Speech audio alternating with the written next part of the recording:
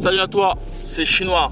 Aujourd'hui, vidéo où je vais parler de Michael Phelps, si je prononce bien. Un multiple champion olympique en natation. Je pense qu'il a gagné des médailles sur plusieurs domaines en natation, que ce soit peut-être en relais, en sprint ou autre. Et c'est une habitude que Michael Phelps faisait et qui semblerait lui aurait permis justement de gagner toutes ces médailles. Et c'est justement une habitude que tu pourrais te mettre dans ta boxe et qui pourrait vraiment changer la donne. Et je le pense vraiment maintenant. C'est une chose que je n'avais jamais pensé auparavant, car à mon époque, il n'y avait pas forcément, on n'avait pas forcément l'attrait des portables. En fait, on n'avait pas toute cette possibilité de filmer, quoique je pense que j'avais bien un smartphone à l'époque. On était moins au taquet que les jeunes. Je vais passer pour le vieux con. Avant de commencer cette vidéo, n'hésite pas à t'abonner à la chaîne Ricans. N'hésite pas à aller aussi dans la description. J'ai mis en place, en fait, je vais t'envoyer une vidéo qui s'appelle les 10 grosses erreurs à ne pas faire en boxe. En tout cas, c'est 10 grosses erreurs que je fais. Je me suis mis à refaire de la boxe et à faire du sparring et tout le tralala. D'ailleurs, j'en parlerai à la fin de la vidéo. N'hésite pas à rester jusqu'à la fin de la vidéo. Et c'est des erreurs que je fais et que je voulais te dire, permettra d'avoir, on va dire, si tu viens juste commencer la boxe, d'avoir des erreurs d'un mec qui a une certaine expérience. Je souhaite cette vidéo et d'autres contenus exclusifs qui ne sont pas dans la chaîne. N'hésite pas à aller dans la description, tu auras cette fameuse vidéo et d'autres contenus. N'hésite pas aussi à partager cette vidéo, à liker et à disliker cette vidéo si tu l'aimes ou tu l'aimes pas. Donc, pour parler de Michael Phelps, il fait certainement partie des recordman des médaillés olympiques. Et il y a une chose intéressante qu'il faisait tout au long de sa carrière de nageur, c'est qu'il avait tendance à se filmer, à filmer toutes ses séances d'entraînement. Et c'est une chose qu'on fait actuellement. Je vois beaucoup de vidéos de boxeurs qui filment leur entraînement, chose qu'avant on ne faisait très peu, nous, pour notre part. Après, j'ai tendance à voir les boxeurs le faire, mais plus dans le côté égo de la chose.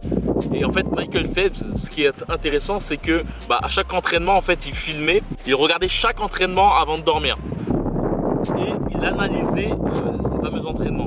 C'est une chose qu'on peut faire même avec tes propres combats, analyser tes propres combats avant de dormir ou autre. La chose super intéressante par la suite, c'est qu'il effectuait plutôt une visualisation de ce fameux entraînement.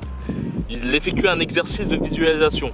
La visualisation, c'est comme quand tu fais du shadowboxing et que tu t'imagines un adversaire face à toi et que tu t'imagines vraiment l'adversaire face à toi, que tu t'imagines une forme et tout ça. Et voilà, c'est le même principe. En fait, il se voyait, il se recréait le match, plutôt l'entraînement en fermant les yeux avant de dormir. Il voyait ses défauts et il essayait de les rectifier en refaisant le mouvement et en corrigeant la chose. Et cette accumulation de visionnage, de visualisation et surtout de rectification en visualisant, lui permettait en fait de performer. Et c'est une chose très intéressante car ton cerveau en fait ne fait pas trop la différence entre le réel et ce que tu peux visualiser. Et tu peux le voir si par exemple t'imagines là à ce moment-là, j'imagine une belle glace ou un bon coca frais. Vraiment je marmonne cette visualisation, j'imagine la fraîcheur et tout ça, et je risque certainement avoir l'envie d'un coca. Et même tu peux le voir, de toute façon les pubs sont basées sur ça, sur la visualisation, sauf que là c'est du concret quoi. Tu vois l'image, ça reste du visuel. Comme je t'ai dit, je me suis mis à faire beaucoup de sparring et je faisais un sparring avec un jeune boxeur qui a 1 an de boxe, mais qui boxe vraiment, qui a une très belle boxe. Il s'appelle Kaïs et il avait tendance justement à filmer tous ses combats en entraînement. Il les filme tous et je me suis mis à justement à lui demander, vu qu'en fait j'ai de certaines flemmes aussi à filmer, à demander à des gens de filmer ou autre. Je devrais peut-être certainement de le faire, mais vraiment que pour moi, pas pour une recherche de partage sur les réseaux. Et je me suis aperçu que j'avais tendance à voir mes défauts cette fois-ci. Lorsque justement je voyais vraiment mes défauts. En plus avec un point de vue d'un boxeur un peu plus expérimenté, je voyais des défauts énormes. Et c'est une chose que même ton entraîneur te dit et que tu ne vois pas en fait. Il te dit des défauts mais tu les vois pas. Et deux fois par contre il te dit pas forcément tous les défauts de peur de te mettre dans une boucle négative, tu vois. Deux fois les boxeurs, les entraîneurs plutôt, ne te disent pas forcément tous tes défauts car deux fois ça sert à rien de te donner trop d'informations. Et je pense que j'ai vu beaucoup gros défauts et j'ai eu une certaine grande pique d'amélioration, en tout cas pour ma part, en voyant toutes ces vidéos. Franchement j'ai eu une succession d'entraînements de sparring avec lui et j'ai trouvé ça très intéressant et je te conseillerais vraiment de faire cela, de filmer tes sparring, de filmer même tes séances sur le sac de frappe et d'avoir un point de vue vraiment vraiment sévère envers ta technique. Et cette fameuse sévérité te permettra justement de t'améliorer en fait. Et voilà, vraiment intéressant. Essaye de te filmer constamment. Le côté visualisation aussi est pas mal. Essaye de, comme dirait Mohamed Ali, celui qui n'a pas d'imagination n'a pas d'aile, et c'est un peu réel quoi. L'imagination c'est vraiment primordial, même dans tes sparring. Plutôt lorsque tu fais du shadowboxing, de faire en sorte d'avoir une bonne imagination, de vraiment voir ton adversaire, de changer de situation, qui change de vitesse, un boxeur plus offensif, plus défensif. Et voilà, alterner, c'est le parfait moment pour avoir un adversaire rapide et qui te met en difficulté sans être en danger.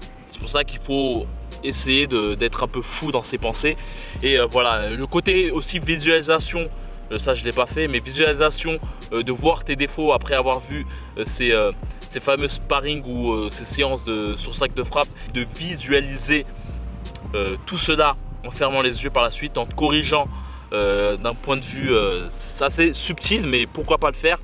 Et voilà, n'hésite pas à me dire ce que tu en penses. En tout cas, c'est vraiment une chose qui m'avait beaucoup surpris dans la méthode d'entraînement de Michael Phelps, et ça il semblait vraiment être vraiment sérieux dans cet accès de son entraînement en fait.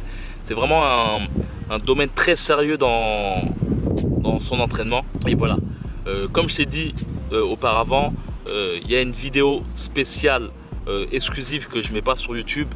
Grosse erreur à ne pas faire pour être un boxeur expérimenté, des erreurs que je peux faire, que tout le monde peut faire et qui te permettront d'être plus efficace dans ta boxe. C'est des bases et aussi des choses un peu plus techniques, même si je pense que un boxeur expérimenté est simplement un boxeur qui a des bases très strictes et qui les applique de façon pointue. Et en fait, bref, si tu veux avoir cette vidéo, n'hésite pas à aller dans la description et par la suite je t'enverrai aussi d'autres vidéos et d'autres articles que j'ai écrits sur la boxe et qui sont assez exclusifs. On va dire c'est une sorte de cercle fermé qui te permet d'avoir du contenu exclusif dans ta boîte mail. Donc comme d'habitude, n'hésite pas à partager la vidéo, n'hésite pas à t'abonner à la chaîne Rickans et comme d'habitude que la boxe est avec toi.